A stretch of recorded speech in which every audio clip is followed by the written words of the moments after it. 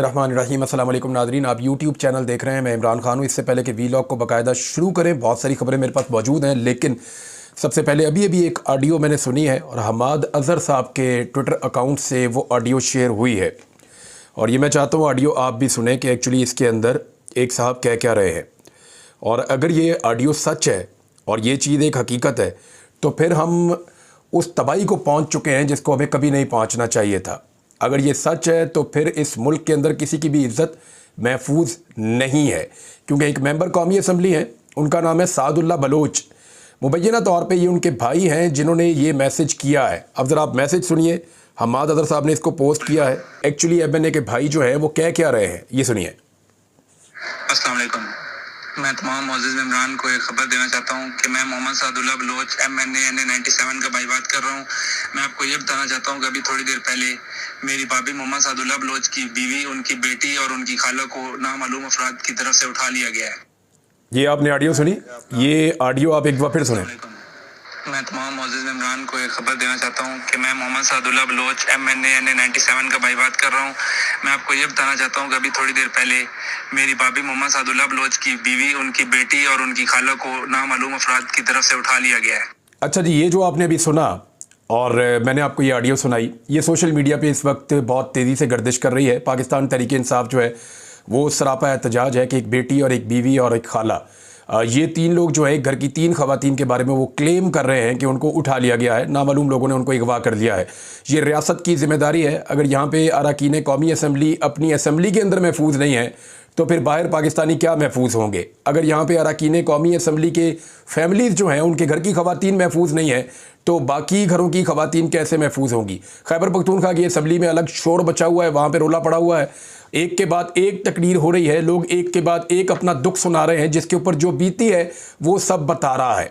इसके बारे में बाद में बात करूंगा, लेकिन पहले ज़रा आप ये देखें कौमी असम्बली में जो हुआ सानिहा 9 सितंबर और 10 सितंबर, यानी ये 9 सितंबर को इसका आगाज़ होता है, 10 सितंबर तक ये जारी रहता है। इसमें पार्लियामेंट हाउस की बिजली बंद की गई और बिजली बंद करने के बाद चंद गाड़ियाँ मीडिया ने दिखाई कि वो पार्लियामेंट के अंदर दाखिल हो गई और उसके बाद पार्लियामेंट की बिल्डिंग के अंदर मौजूद पाकिस्तान तहरीक इंसाफ के अरकान असम्बली को गिरफ्तार कर लिया गया। उन तमाम के प्रोडक्शंस ऑर्डर जारी करवाए पाकिस्तान तहरीक इंसाफ ने। तहरीक इंसाफ उसके ऊपर एहतजाज कर रही है, लेकिन कुछ अजीबोगरीब चीज़ें हो रही हैं। यानी आज बिलावल जरदारी आए, वो इसकी मजम्मत करना भी चाह रहे थे, कर भी नहीं पा रहे थे। देखें, पीपल्स पार्टी के लिए इस वक्त सबसे बड़ा मसला क्या है। पीपल्स पार्टी के लिए बड़ा मसला यह है कि उन्होंने अपने ऊपर एक झूठा लेबल लगाया हुआ है कि हम सबसे ज़्यादा जमहूरी पॉलिटिकल पार्टी है। हालांकि अगर आप देखें कि जितनी मार उन्होंने सिंध में मारी पाकिस्तान तहरीक इंसाफ के कारकुनों को, उतनी तो पंजाब में भी नहीं पड़ी। पंजाब में तो कारकुन निकलते हैं, यहाँ गिरफ्तारियां होती हैं, बाज़ जगह पे कारकुन कामयाब हो जाते हैं, लेकिन जो उन्होंने अलीम खान के साथ किया, जो उन्होंने बाकी सारी पॉलिटिकल पार्टीज़ के साथ किया, जो उन्होंने पाकिस्तान तहरीक इंसाफ छुड़वाने के लिए तहरीक इंसाफ के जो MNA थे या जो अरकान थे उनके साथ जो जो जुल्म किया, वो सारा कोई रिकॉर्ड का हिस्सा है। और अभी आप देख लीजिए कि सिर्फ और सिर्फ सिंध के अंदर जब ये 8 सितंबर का जलसा हुआ इस्लामाबाद में, तो सिंध के अंदर गिरफ्तारियां हुई पाकिस्तान तहरीक इंसाफ के कारकुनों की। बाकी जगह से उस तरह गिरफ्तारियां रिपोर्ट नहीं हुई। इस्लामाबाद में बाद में बहुत गिरफ्तारियां हुई, लेकिन सिंध में गिरफ्तारियां हुई थी। तो पीपल्स पार्टी बिल्कुल जमहूरी जमात नहीं है। बेनज़ीर भुट्टो की तलाश में लोग बिलावल तक पहुंचे, लेकिन ये बिलावल जरदारी है, ये बेनज़ीर भुट्टो की तरह नहीं है। और जो इनके अंदर बेनज़ीर भुट्टो को ढूंढना चाह रहे हैं उनको नाकामी होगी। बेनज़ीर भुट्टो आपको कहीं और मिलनी थी, आप गलती से जरदारियों की फैमिली में आ गए और यहाँ पे आपको बेनज़ीर भुट्टो नहीं मिलेगी। बिलावल जरदारी आज भी स्कोर सेटल कर रहे थे। यानी इतना जुल्म और जबर जो इस दौर में हुआ है उसकी तारीख में कोई मिसाल नहीं मिलती। ख़ासतौर पर जमहूरी सियासी जमातों की हुकूमतों के दौरान तो ऐसा कभी नहीं हुआ। इवन डिक्टेटर्स के अदवार में भी ऐसा नहीं हुआ जैसा बिलावल जरदारी और शहबाज शरीफ ने मिलकर इस कौम के साथ किया है, जैसा नवाज शरीफ और आसिफ जरदारी ने मिलकर इस कौम के साथ किया है, जैसा मरियम नवाज और आसिफा जरदारी ने मिलकर इस कौम के साथ किया है, और बाकी सारी जमातों ने इनका साथ दिया जो PDM की जमातें हैं। बहरहाल एक तरफ जो है स्पीकर अयाज सादिक वो ये फरमा रहे हैं कि ये गलत हो गया है और इसकी इंक्वायरी होनी चाहिए, इसके ऊपर कार्रवाई होनी चाहिए। कार्रवाई के तौर के ऊपर उन्होंने इब्तदाई तौर पर यह किया कि अपने अमले के जो असम्बली का अमला है उनके 5 लोग, सार्जेंट समेत 5 लोग उनके जो हैं उनको 4 महीने की छुट्टी पे भेज दिया। मैं छुट्टी पे इसलिए कह रहा हूं कि उनको मुअत्तल किया तो छुट्टी है उनके लिए 4 महीने की। यानी बाद में आगे वो अपनी तनख्वाहें भी ले लेंगे। इनको तो एडवांस तनख्वाहें मिलती हैं, इनको तो बोनसेस मिलते हैं क्योंकि ये खिदमत करते हैं बड़े बड़े ताकतवर लोगों की। बहरहाल स्पीकर ने जी अमले को 5 अफराद जो हैं उनको 4 माह की छुट्टी पर भेज के उन्होंने समझा कि उनकी कार्रवाई पूरी हो गई है। दूसरी जानिब आप गौर करें कि ये लाइटें क्यों बंद की गई पार्लियामेंट की। इसके बारे में मुझे कुछ लोगों ने बताया कि लाइटें बंद करने का मकसद ये था कि जो लोग अंदर दाखिल हुए वो पहचाने ना जा सके। उनके हाथों में टॉर्चेस थी, उनके चेहरों पे मास्क थे, उन्होंने बड़े आराम से जाके लोगों को पकड़ा और पकड़ के ले जाके बंद कर दिया। अब जो पाकिस्तान तहरीक इंसाफ के MNAs अदालतों में पेश हो रहे हैं, उनमें एक MNA ने बड़ा खुलकर इल्ज़ाम लगाया कि उन्हें ISI के लोगों ने ये हल्ला बोल के गिरफ्तार किया है, ISI के लोगों ने ही उनको हिरासत में लिया है और वो ये कह रहे हैं कि उन्हीं के साथ ये सारा हमारा मामला हुआ है। ये उनका क्लेम है, उनका ये दावा है। ये मेंबर कौमी असम्बली है पाकिस्तान तहरीक इंसाफ के, जिन्होंने अदालत पेशी के मौके पर ये दावा किया और उन्होंने कहा जी कि वो नमाज़ पढ़ रहे थे उस वक्त। उनके बारे में ये भी बताया गया कि वो नमाज़ पढ़ रहे थे उस वक्त, तहज्जुद अता कर रहे थे जिस वक्त उनके ऊपर ये अटैक किया गया, उन्हें गिरफ्तार किया गया। तो ये लड़ाई का एक नेक्स्ट ही लेवल है जो इस वक्त चल रहा है।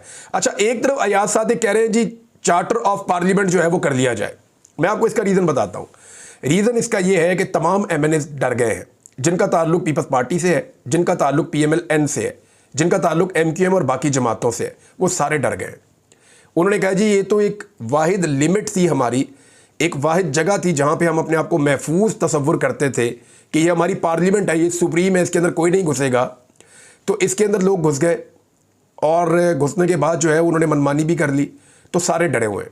नवाज शरीफ को और जरदारी साहब को मेरी इत्तला के मुताबिक PMLN और पीपल्स पार्टी के सीनियर लोगों ने यह कहा कि ये इतनी बड़ी ज्यादती हो गई है कि इसका आइंदा के लिए रास्ता रोकना पड़ेगा। इन्होंने सर जोड़े और फैसला ये किया कि क्यों ना हम एक चार्टर ऑफ पार्लियामेंट दोबारा कर लें। ये जो आइडिया है ये अयाज सादिक साहब ने दिया। उन्होंने कहा जी सारे इकट्ठे बैठते हैं और बैठकर चार्टर ऑफ पार्लियामेंट कर लेते हैं कि पार्लियामेंट के अंदर देखें ये बेवकूफ़ बनाने की कोशिश कर रहे हैं। पार्लियामेंट के अंदर कोई दाखिल नहीं होगा, इसका कानून पहले बना हुआ है, सिर्फ उसके ऊपर इंप्लीमेंट होना था।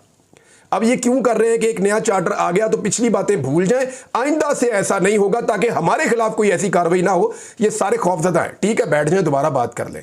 लेकिन इस वाक़े के अंदर अब ये एतजाज़ अहसन साहब ने मुतालबा किया। उन्होंने कहा जी ये पार्लियामेंट की तारीख का सबसे घिनौना और बदतरीन दिन था, स्याह दिन था। तो ये जो लोग भी इसके लिए जिम्मेदारान हैं उनके खिलाफ भरपूर कार्रवाई होनी चाहिए। जितने भी लोग पाकिस्तान में डेमोक्रेसी को पसंद करते हैं या जितनी भी जमहूरी आवाज़ें हैं वो सारी उठ रही हैं कि ये बहुत बड़ा सानिया है जो हुआ है 9 सितंबर की रात और 10 सितंबर की सुबह। ये जो कुछ भी होता रहा सारी रात 9 और 10 सितंबर की रात में, ये जो कुछ होता रहा ये इंतहाई गैर कानूनी है, गैर आईनी है और ये हतक है आवाम की। 25 करोड़ लोगों का वो हाउस है, लोग वोट डालकर वहाँ पे अपने अरकान को भेजते हैं और ये सबसे महफूज जगह तस्वुर की जाती है जिसमें कोई लॉ इन्फोर्समेंट किसी सूरत भी घुस नहीं सकती। लेकिन वहाँ पे ये कार्रवाई हुई है। अब इसके बारे में जो है लगातार स्टेटमेंट्स आ रहे हैं, लेकिन मुझे हैरानी हुई कि 2 लोग हैं जो इसको सिर्फ जस्टिफाई कर रहे हैं। दोनों की सीटें 47 वाली हैं। एक ख्वाजा आसिफ, वो कह रही है ठीक हो गया, यानी ख्वाजा आसिफ साहब इसको जस्टिफाई कर रहे हैं अलग अलग एंगल से। और जो इंफॉर्मेशन मिनिस्टर है उसका ये कहना कि ऐसा कुछ हुआ ही नहीं, यानी वो एक अलग ही दुनिया में रहता है। वो ये कहता है ऐसा कुछ हुआ ही नहीं। पाकिस्तान टेलीविजन को कार्टून नेटवर्क बना दिया, अजीब अजीब किस्म के लोग उसके अंदर भर्ती करना शुरू कर दिए। और ये वो सारे लोग हैं जो मरियम नवाज की सोशल मीडिया टीम के ऊपर काम करते हैं और ये लोग लगातार लोगों को गालियां देते हैं। इनका गालियां देने के अलावा कोई और काम नहीं है। आपको इनकी सैकड़ों वीडियो मिल जाएगी जहां पे ये लोगों को गालियां दे रहे हैं, माओ बहनों को गालियां दे रहे हैं, लोगों की हतक कर रहे हैं, सुबाइयत को हवा दे रहे हैं। ये नवाज शरीफ की और मरियम नवाज की सियासत के लिए मुल्क में आग भी लगा सकते हैं। तो उन लोगों का एक जत्था इकट्ठा करके उनको तोड़ दिया पाकिस्तान टेलीविजन कि जनाब इनको वहां पहुंचाएं। अब मामला यह है कि इस वक्त की सूरत हाल में ये सवाए इंफॉर्मेशन मिनिस्टर के बाकी सारे मानते हैं कि अंदर गिरफ्तारियां हुई हैं। यानी गौर खान है और वो ये कह रहे हैं कि मैं ऐनी शाहिद हूं और मेरे सामने अंदर घुस के बंदे गिरफ्तार किए हैं, मैं मौजूद था। जबकि अता तारड़ कह रहे हैं नहीं जी नहीं, वो तो अंदर आए ही नहीं, गिरफ्तारियां तो बाहर हुई हैं। यानी इस लेवल का झूठ, इस लेवल का फ्रॉड, क्या किसी ने कोई इंक्वायरी की है? क्या कोई इंक्वायरी हुई है? मेरे ख्याल में इसकी भरपूर इंक्वायरी होनी चाहिए। उमर अयूब साहब ने इसके ऊपर एक मुतालबा किया है, उनका मुतालबा मैं आपके सामने रख देता हूं। और उमर अयूब साहब कह रहे हैं कि पार्लियामेंट से लोगों को उठाने पर एजेंसियों के डीजीज के खिलाफ कार्रवाई होनी चाहिए। उन्होंने कहा कि एजेंसियों के डीजीज के खिलाफ कार्रवाई होनी चाहिए। और ये जब राहदारी जमानत के लिए गए थे अदालत में, वहाँ पे उन्होंने ये बात की और उन्होंने कहा पार्लियामेंट से किसने लोगों को उठाया? ये कोई खलाई मखलूक थी दलेराना अंदाज में लोगों को जबरी तौर पर गुमशुदा किया। जमहूरियत में ये चीज़ नहीं चल सकती, बस हो गई है। अब एजेंसीज के डीजीज के खिलाफ कार्रवाई होनी चाहिए। ये जनाब उमर अयूब साहब का स्टेटमेंट है। और इसके अलावा जो है वो बैरिस्टर सैफ अली अमीन गंडापुर साहब के तर्जुमान है, उनकी कैबिनेट का हिस्सा है। उन्होंने कहा जाली वुज़रा 9 मई ड्रामे पर आंसू बहाना बंद करें और 10 सितंबर का मातम करें। पार्लिमान की बेतौकीरी पर जाली वुज़रा की डिटाई हैरान कुन और परेशान कुन है। बुग़्ज़े इमरान और पीटीआई में जाली हुकूमत और वुज़रा पार्लियामेंट की बेतौकीरी पर भी खुश हैं। जाली हुकूमत के जाली और दरबारी वुज़रा से यही तवक्को की जा सकती है। जाली वुज़रा 9 मई के ड्रामे पर मगरमच्छ के आंसू बहाना बंद करें और 10 सितंबर का मातम शुरू करें। ये जनाब बैरिस्टर सैफ साहब का स्टेटमेंट है। अली मोहम्मद खान साहब ने इसके बारे में ये कहा कि पार्लियामेंट पर धावा वफाकी हुकूमत की इजाज़त से ही हो सकता है। देखिए ना, सारे बाखबर थे, जरदारी साहब का वहाँ पे चल रहा है बेहतरीन किस्म का इशाइया, लोग खाने शाने खा रहे हैं, 2/3 अक्सरियत पूरी होने की खुशियाँ मनाई जा रही हैं। एन उस मौके पर पार्लियामेंट के ऊपर अटैक होता है, बार बार स्पीकर को आगाह किया जाता है, बाकी लोगों को आगाह किया जाता है, लेकिन इस सारी सूरत हाल के बावजूद कोई टस से मस नहीं होता। बल्कि शुरू में एक स्टेटमेंट आता है कि स्पीकर की इजाज़त से गिरफ्तारियां की गई हैं, लेकिन बाद में पता चलता है कि स्पीकर तो उसके ऊपर एक्शन ले रहे हैं। तो अब जितने भी एमएनएस हैं उन तमाम के दिल के अंदर एक खौफ बैठ गया है कि हमारी पार्लियामेंट महफूज नहीं रही। हमने चाहे लाखों लोगों के वोट लिए हैं, हम करोड़ों लोगों की नुमाइंदगी करते हैं इस पार्लियामान में आकर, 25 करोड़ लोगों का ये हाउस है, लेकिन इसकी इज्जत कोई नहीं है, ये अब सबको लगता है। दूसरी जानिब नाज़रीन आप देखें, शुएब शाहीन साहब की ज़मानत हो गई, यानी 2 दिन गिरफ्तार रखा ना, फिर ज़मानत हो गई और ज़मानत के बाद वो बाहर आ जाएंगे। क्या फ़र्क पड़ा इससे? यानी शुएब शाहीन साहब कोई मुख्तलिफ आदमी बन जाएंगे अब, या उनका अपना मौक़िफ़ अब बदल जाएगा? भाई वो उनका मौक़िफ़ भी नहीं बदलेगा और आप देखेंगे वो ज़्यादा ज़ोरदार तरीके से अपनी तहरीक चलाएंगे और ज़्यादा ज़ोरदार तरीके से, ज़्यादा मुतहर्रिक होकर अब वो सामने आएंगे।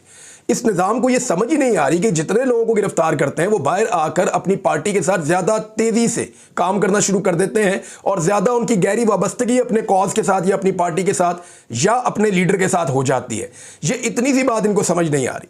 और आप अक्लमंदी का अंदाज़ा यहाँ से करें कि जहाँ पे खैबर पख्तूनख्वा में अली अमीन गंडापुर के खिलाफ छोटी मोटी बगावत कहीं पे पैदा करने की कोशिश की जा रही थी, इक्का दुक्का लोग जो हैं वो स्टेटमेंट्स दे रहे थे, या कहीं कहीं पे कोई बंदा जो है वो इधर बात कर रहा था, कोई उधर बात कर रहा था, और इस तरह की अफवाहें उड़ाई जा रही थी कि अली अमीन गंडापुर की हुकूमत खैबर पख्तूनख्वा में अब मुश्किल में, ये कहा जा रहा था। बार बार इस तरह के स्टेटमेंट्स आ रहे थे और ऐसी खबरें भी निकल रही थी।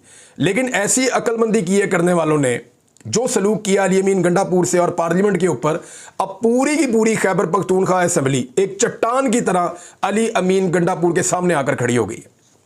उन्होंने कहा जी हम आपके सामने खड़े हैं, हमारे वज़ीर आला तक कोई नहीं पहुंच सकता। यानी जो मैं आपको चीज़ें बता रहा हूं ये बहुत कम करके बता रहा हूं। खैबर पख्तूनख्वा के एमपीएस जो कहना चाहते हैं उनको रोज़ाना रोका जाता है कि ब्रेकें लगाओ, आगे मत बढ़ो, अपने आप को कंट्रोल में रखो। बार बार ये हो रहा है, लेकिन खैबर पख्तूनख्वा के अंदर जज्बात बहुत ज़्यादा भड़क चुके हैं और मेरे ख्याल में इनको नीचे लाने के लिए जो सबसे बेहतरीन तरीका है वो रूल ऑफ लॉ है, वो आज़ादी इज़हार राय है, वो मुल्क में जमहूरियत है, जमहूरी रवायात है। उस तरीके से ही आप मुल्क को आगे बढ़ा सकते हैं। खैबर पख्तूनख्वा के लोग इसलिए तो गुस्से में नहीं है कि वो कोई जंग करना चाहते हैं या खुदा न खास्ता वो कोई अलहदगी पसंद किस्म के लोग तो नहीं हो, तो पाकिस्तान जिंदाबाद का हमेशा और सबसे पहले नारा लगाते हैं। पाकिस्तान के वो उतने ही बेवतन हैं जितने बाकी पाकिस्तानी हैं, लेकिन मामला ये है कि वो ये कह रहे हैं कि हमसे हमारे आईनी और कानूनी हकूक छीने जा रहे हैं, हमारे साथ ज़्यादती हो रही है, जुल्म हो रहा है, और आपको खैबर पख्तूनख्वा की असेंबली में बार बार ये चीज़ें नज़र आ रही हैं। अब फजलुर रहमान साहब की तरफ से दोबारा एक स्टेटमेंट आया और फजलुर रहमान साहब से मुलाकात की मोहम्मद अली दुरानी साहब ने, उनका इंटरव्यू किया नईम भट्ट साहब ने, तो उन्होंने बताया जनाब कि फजलुर रहमान साहब कह रहे हैं जी मैंने नहीं इस हुकूमत का साथ देना, मैं अपोजिशन में हूँ, मैं यहीं पर रहूँगा, मैंने अगर इस हुकूमत का साथ दे दिया तो मेरे पल्ले कख नहीं रहना। ये फजलुर रहमान साहब ने सिंपल अल्फाज अगर मैं करूं तो फजलुर रहमान साहब को इस बात का आइडिया है, उनकी पार्टी भी ये जानती है। हालांकि अब एक लालच बहुत बड़ा भी दिया गया कि अगर आप 2/3 अक्सरियत दे दें तो ये भी चीज़ ज़ेरे गौर रखी गई है कि हम गवर्नर राज लगाने का तरीक़ाकार बदल देंगे और फिर खैबर पख्तूनख्वा में आपका गवर्नर होगा और आप ही की हुकूमत होगी अगर गवर्नर राज वहाँ पर लग गया तो।